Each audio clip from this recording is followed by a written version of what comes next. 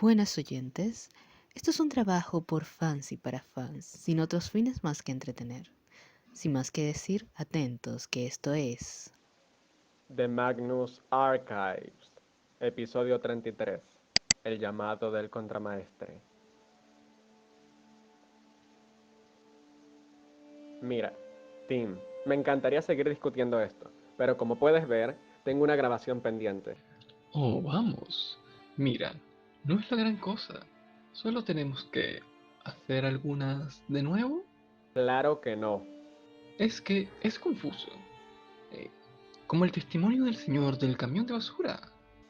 El señor Woodward. Sí, bueno, dijiste que Alan Parfitt fue reportado como desaparecido en agosto de 2009, que en realidad sería 6 meses después de la declaración del testimonio. Obviamente debería haber sido 2008. Me equivoqué y en vez de decir 8 dije 9. ¿Qué importa? Bueno, alguien se dio cuenta. ¿Quién? Eh, Josh Cole, gran chico, es uno de los estudiantes que usa nuestros recursos para su tesis. Y aquí, en el testimonio de la señorita Montauk sobre los asesinatos de su padre, te refieres al caso 9220611, como el caso 11069222. Y en serio, ¿a quién le importa si me equivoqué y en vez de decir caso 9220611 dije 1102-922 a otro estudiante? Bueno, en realidad sí. Eh, Samantha Emmerich es encantadora. De hecho, está haciendo un doctorado en manifestaciones. No me importa. Ya tengo bastante con que Gertrude nos dejara un sistema de archivo tan inútil y extraño. La mitad del tiempo no es consistente ni en sus propios registros. Siendo honesto, no entiendo bien el sistema. Los últimos tres dígitos marcan el año, después el día y después el mes. No sé por qué lo hizo así, pero ahora no lo puedo cambiar. Oh, bueno, está bien. Pero, ¿qué pasa si dan más de un testimonio en el mismo día? No lo sé. No ha pasado. ¿Algo más? Ah, sí, solo una. Por Dios. En el caso 8163103, no está claro si la esposa de Albrecht se llama Clara o Carla, porque alterna sobre los... Bueno, perdón si se me dificultó leer una carta de 200 años de antigüedad escrita en cursiva por una persona cuyo primer idioma era alemán. ¿Quién se quejó de eso? Oh, no, no, no es una queja. En realidad solo lo noté. No tengo tiempo. Mira, sé que has estado bajo presión, no es nada, solo pienso que tal vez valdría la pena regrabar algunos testimonios. Todavía tengo una montaña de testimonios aleatorios que terminar, sin mencionar que tengo que andar con esta maldita grabadora a mano en caso de que me encuentre con una de las carpetas que no se pueden grabar en nada más porque son bastante testarudas. Y cuando pasa, tengo que leer la maldita cosa, lo cual... Oh, wow, wow, wow. Bien. Está... bien. Es solo que no he dormido mucho estos últimos meses. Con asunto con los gusanos. Lo que me recuerda, si ves a Elías, dale las gracias por los extinguidores extra. Ay, sí, sí, está bien. Se está poniendo feo, digo. Martin insiste en mostrarme su lengua. Y me pregunta si se ve infectada y entonces, ¿qué quieres que haga con los errores? No me importa. Pégale notitas a los cassettes o algo. No las voy a regrabar. Ahora, si me disculpas. Oh, sí, seguro, sí, sí. Te dejo con eso. Bien. Sigue grabando. Está bien. Testimonio de Carlita Sloan sobre su trabajo en un barco mercante que viajó a Soutasport desde Porto do Itaque. Testimonio original dado el 2 de enero de 2011. Grabación de audio hecha por Jonathan Sims, jefe archivista del Instituto Magnus en Londres. Comienza el testimonio. He estado trabajando en rutas de envíos por años, así que se puede ocurrir muchos desastres. ¿Recuerda el viejo refrán? Pueden pasar cosas peores en el océano. Bueno, déjeme decirle, es verdad, ahora tanto como lo era antes. Pero nunca he visto algo tan extraño como lo que vi cuando serví en la tundra. En realidad, ni siquiera quería el trabajo, pero no tenía muchas opciones. Recién habíamos llegado a Porto do Itaqui, en Brasil, a finales de noviembre del año anterior, cuando pararon al barco en el que estaba por irregularidades en el cargamento. No sé qué era, tal vez eran drogas o tráfico de personas. Tal vez solo fue que el capitán del puerto buscaba un soborno, pero no importaba. El punto es que tuve que cambiar de barco. Pero no fue fácil. El gremio de un marinero debería ser reconocido en cualquier lugar del mundo. Pero en la práctica, mi afiliación al Nautilus, un gremio británico, no significaba nada cuando intentaba conseguir un lugar en un barco de cargamento que se iba de Brasil. No ayudaba el hecho de que soy mujer. Muchas personas creen que la navegación no es un trabajo para mujeres. Maldición. Mucha gente que trabaja en barcos lo cree. No hay muchas de nosotras en la profesión y más de un imbécil con el pene en la mano terminó sangrando para que me ganara el respeto que recibo. Pero está bien, puedo sola y no ha sido tanto problema desde que me afeité la cabeza. Pero fue suficiente para hacerme quedar en tierra por varios días, hasta que encontré otro navío que me contrató. Bueno, eso y mi pésimo español. Estoy segura que no tengo que decirle el alivio que sentí cuando escuché que una nave británica había llegado al puerto. La tundra. Ahora, en ese momento ya comenzaba a desesperarme un poco, así que estaba dispuesta a acercarme al capitán, a rogarle por un pasaje. A la mierda mis cualificaciones, iría de voluntaria si hacía falta. Conseguiría una mejor posición cuando estuviera en un lugar donde supiera hablar el idioma. Eventualmente encontré al capitán en un pequeño bar en una hora de las peores partes del muelle. Me habían dicho que su nombre era Peter Lucas, pero siendo honesta ni siquiera habría necesitado el nombre. Era el único hombre blanco en el lugar. Era pálido incluso para esos estándares. Extrañamente pálido para alguien que aparentemente vivía en el mar. Estaba sentado en una pequeña mesa, completamente solo, bebiendo una taza de café negro. Tenía la mirada perdida en la distancia, y no parecía notar nada de lo que pasaba a su alrededor. Me senté frente a él y tosí. Apenas movió los ojos para enfocarlos en mí, pero el movimiento parecía pesarle como una puerta de piedra, como una tumba. No sé por qué se me ocurrió esa comparación, pero ahí está. Le pregunté si era Peter Lucas y me dijo que sí. No supe qué decir después y fue ahí que noté el silencio. Miré a mi alrededor y noté que el lugar estaba completamente vacío. Hasta el barman había desaparecido y solo se escuchaba el sonido del ventilador de techo. El capitán seguía mirándome, así que ignoré mi incomodidad y comencé a explicarle mi situación. No mencioné la parte de la posible criminalidad de mi nave anterior, pero estaba claro que necesitaba desesperadamente un puesto nuevo. Cuando terminé, él se quedó callado por unos minutos y después asintió. Tenemos un lugar. Repórtese mañana, al amanecer. Eso es todo lo que dijo y todo lo que necesitaba. La tundra no fue difícil de encontrar cuando bajé al muelle al día siguiente. Era grande y ya estaba lleno de contenedores de cargamentos coloridos. Me pregunté si lo habrían cargado durante la noche, ya que no parecía haber mucha actividad con la grúa. Era temprano y estaba feliz de irme de Brasil antes de que empezara la temporada húmeda, ya que el cielo ya comenzaba a abrirse. Caminando por el muelle comencé a pedir indicaciones hasta que por fin encontré al comandante. Era un hombre bajito y pesado, con una gran barba oscura. Su piel era aún más oscura de lo normal debido a su vida bajo el sol, y no sonrió al mirarme. Alrededor del cuello tenía una cadena que terminaba en una pequeña pelota metálica con un tubo. Parecía un viejo llamado de contramaestre, un antiguo silbato de marinero. Me presenté, le dije lo que le había dicho al capitán y le di mis cualificaciones y experiencia. El comandante me escuchó en silencio hasta que terminé. Entonces se encogió de hombros y dijo que necesitaban un marinero ordinario y que la posición era mía si la quería. Ser un marinero común era un paso hacia atrás para mí, ya que venía cobrando como marinero hábil los últimos años. Pero era un pasaje para irme de Porto do Itaqui, así que no desperdicié la oportunidad.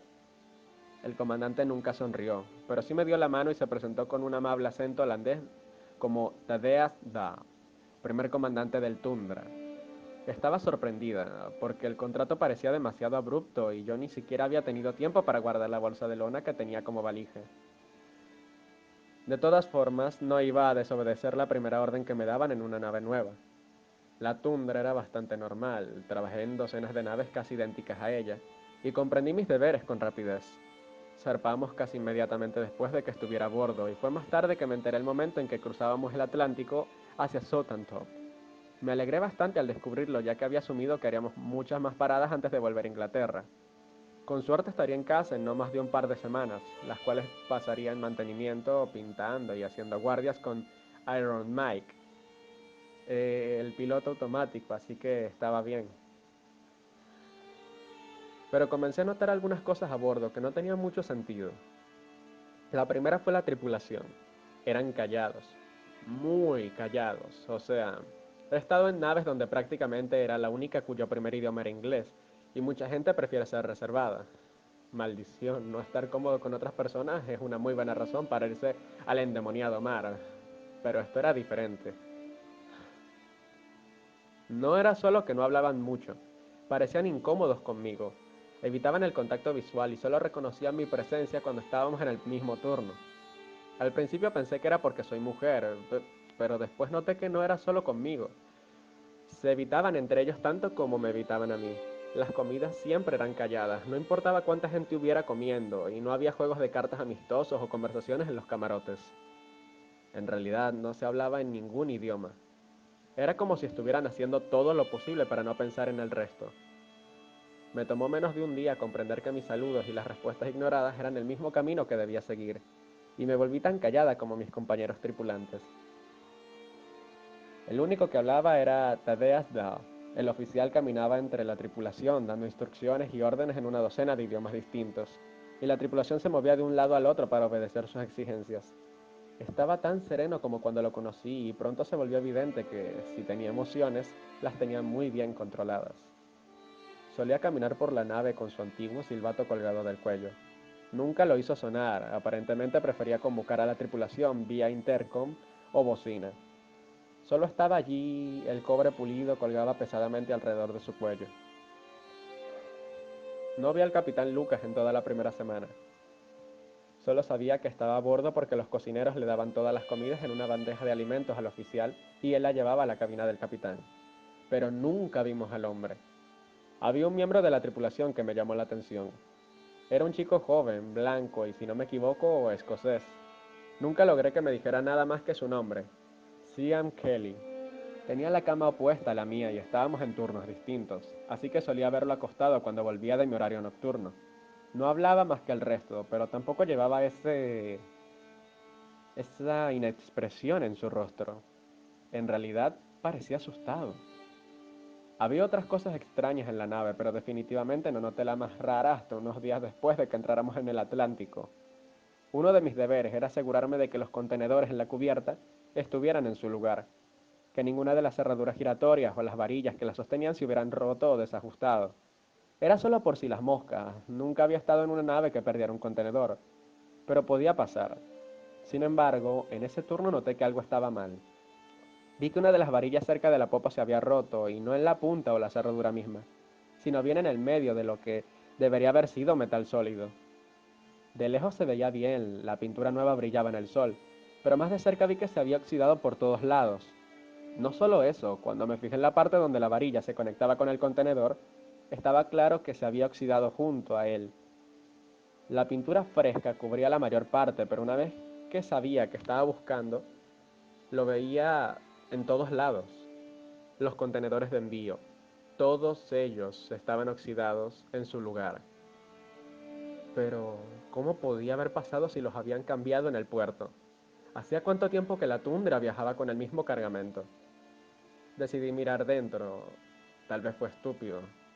Si era algo ilegal, tal vez me tirarían por la borda primero y ni siquiera me interrogarían. Pero solo si me descubrían.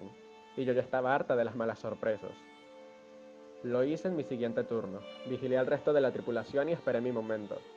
Ya había marcado un contenedor a la altura del suelo cuyo candado estaba prácticamente destruido por el óxido. No sería difícil abrirlo.